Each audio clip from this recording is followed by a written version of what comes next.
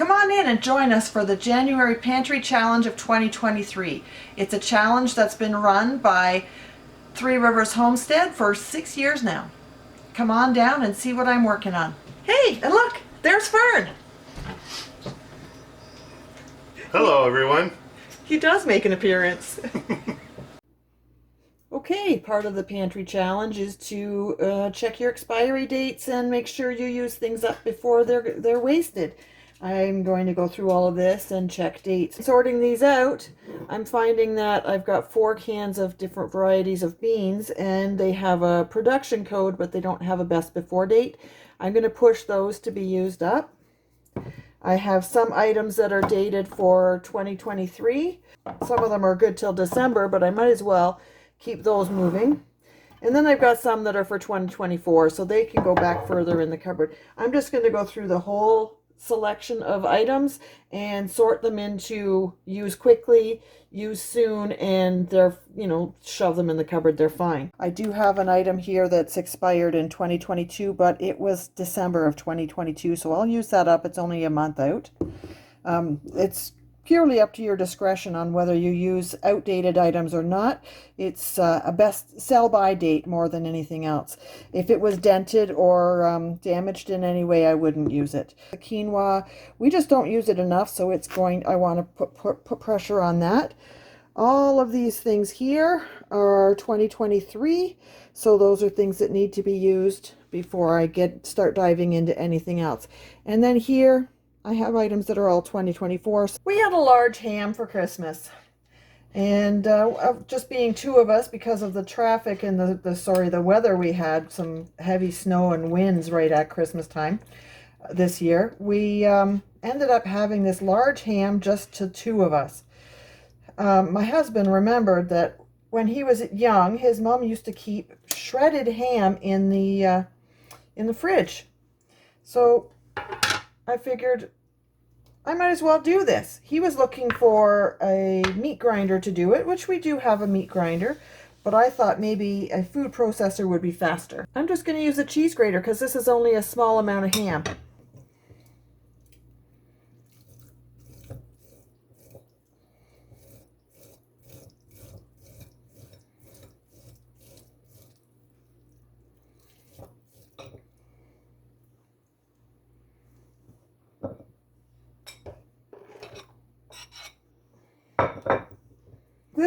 This is so soft it probably could have been mashed with a fork, but taking it to the cheese grater is going to make it consistently smaller pieces. I expected it was a larger or more solid than this. I don't use these canned hams very often, but if you ever need to make sure that there's a protein in your pantry, that's a way to do it. One can last for a few years.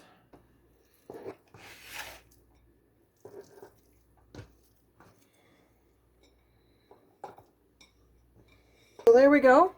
Shredded ham. You can mix that with mayonnaise and mustard, or mayonnaise and relish, or whatever it is your toppings of choice are, just straight mustard, and make a ham salad sandwich quite easily. It would work great to throw into scrambled eggs or hash brown potatoes and hash brown potatoes and eggs.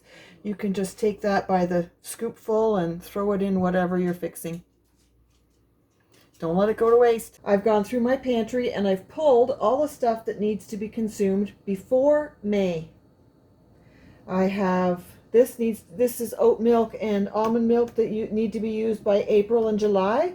That just has to be brought to my attention and I'll just start using it. Not a big deal. I don't have any special recipes or anything for that. I just need to use it. The peanut butter we noticed last week, it is March 23rd, so that needs to go on to bagels and toast and maybe some peanut butter cookies.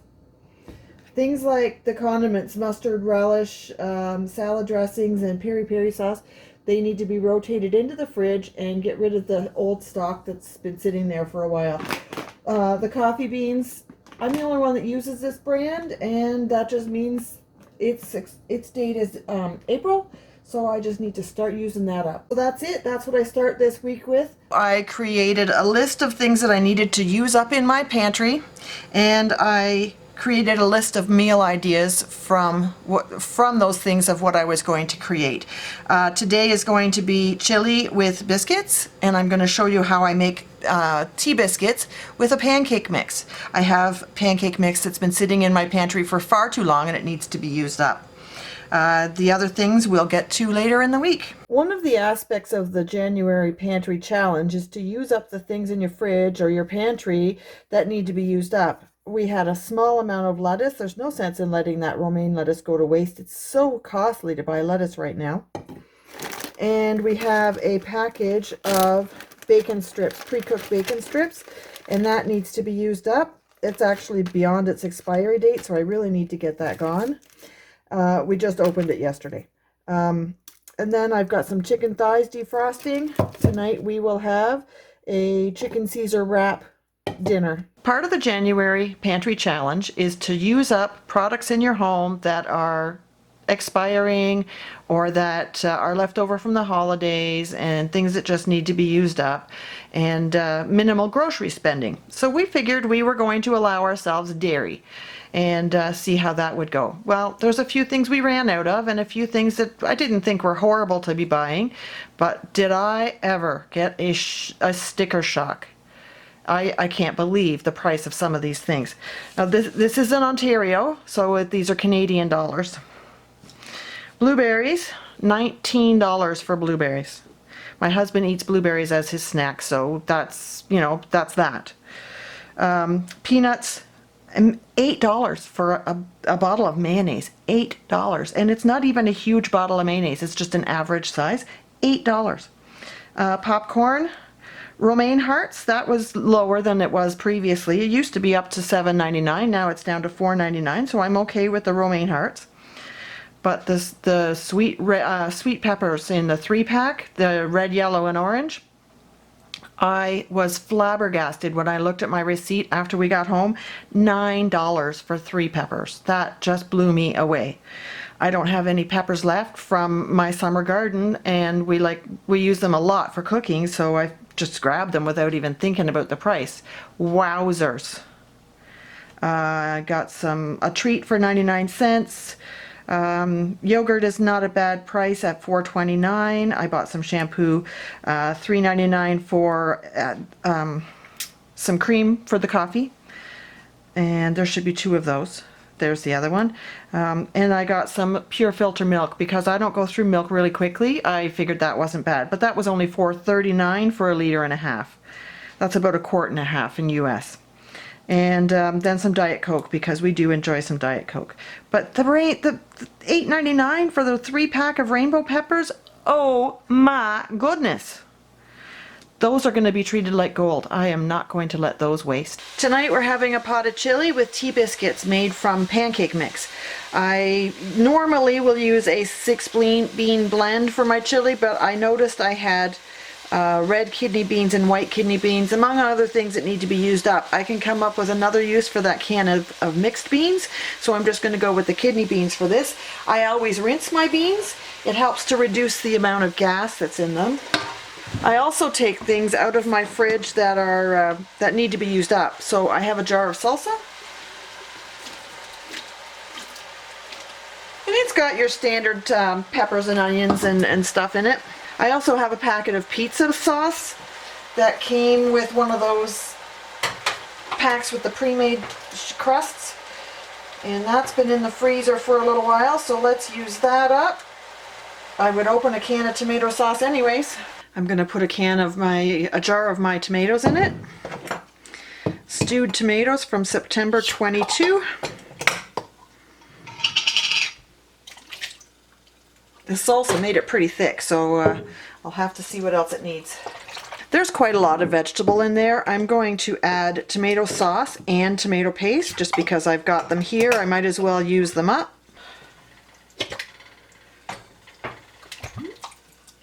This is just plain tomato sauce. There's no seasoning in it at all. I wanted to be able to be flexible with how I was going to use that. And it was my first year pressure canning and tomato canning, so I I wanted to go with it and see what we could, find out what I really need. Oh, that looks amazing. I'm gonna leave the tomato paste and I'll use it only if I need to thicken that up. Now, on to the biscuits. Okay, just like I promised, I'm gonna make tea biscuits out of pancake mix.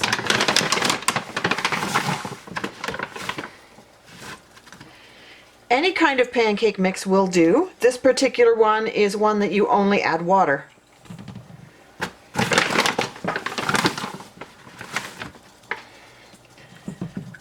This is a 1/2 cup measure. 1 cup will make 2 large biscuits.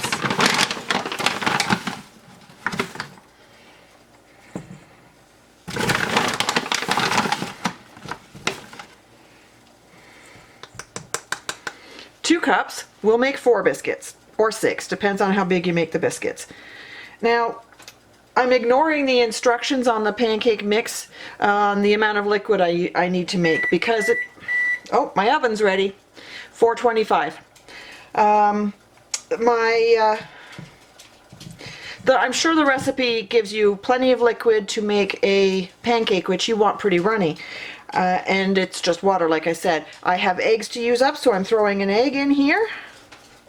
The egg is entirely not necessary. I just want to use it up.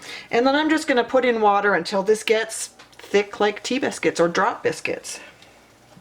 I'm just using cool water. And that was probably a cup, 3/4 of a cup.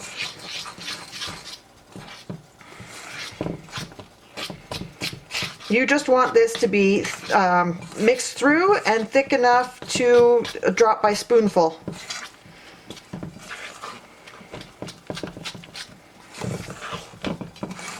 You could make it so that you can roll it out lightly. I might do that. We'll see how dry this turns out to be. You don't want to overmix it though, because overmixing it will make it tough. Okay, can you see how thick that is? It's definitely not pancake thick, but it's thick enough to lift up and hold on your fork. And I mixed it with a fork. I've greased the cast iron pan. You could certainly use a cake pan if you want to do that. My oven is preheated to 425. I'm just going to take a scoop and put that in the pan.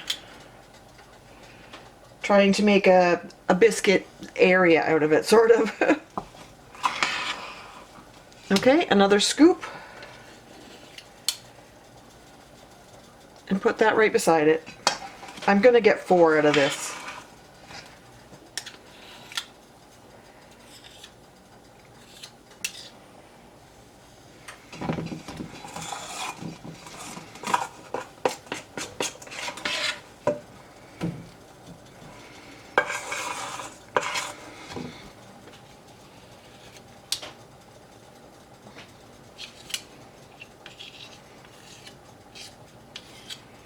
So there we go, 4 drop biscuits ready to go in the oven.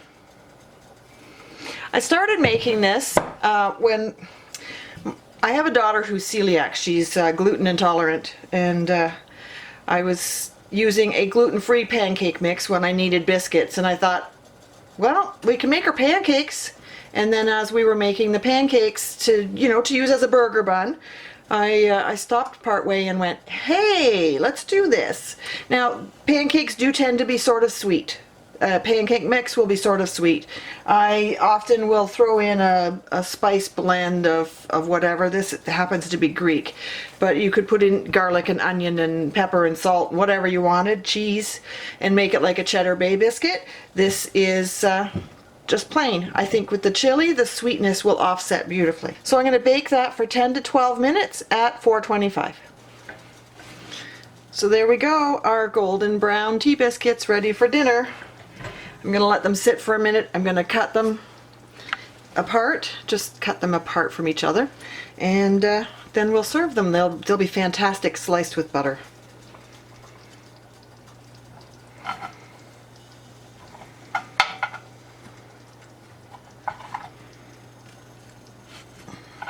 So just like when you bake bread, you want it to sound hollow when it's done. Oh, that looks fantastic on the bottom. There you go. It sounds hollow. It's ready to go. Just have to let them cool off a little bit so that I can slice them without burning myself.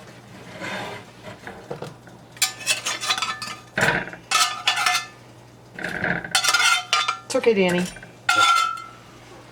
Was it?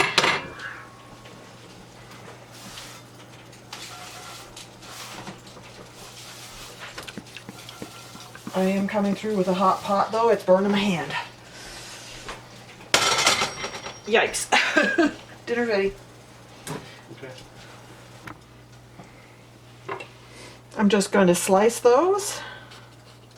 They've had a couple of minutes to cool off, but they're still hot. And that one broke a little bit.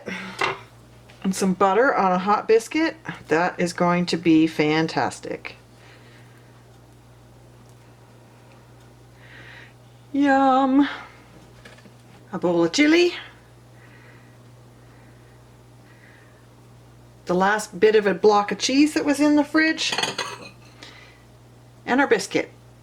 Dinner's ready.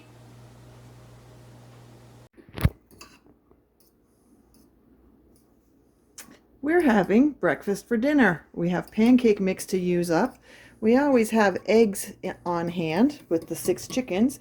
We have green onions and red peppers that need to be used while the peppers to be used while they're fresh. We had some sausage in the freezer that needed to be used up. And my sweet husband is fixing dinner tonight. Yay, Fern!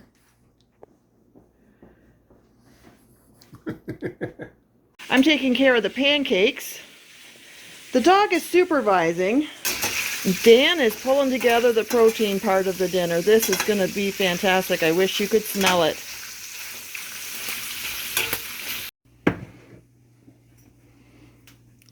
So there we go. Breakfast for dinner.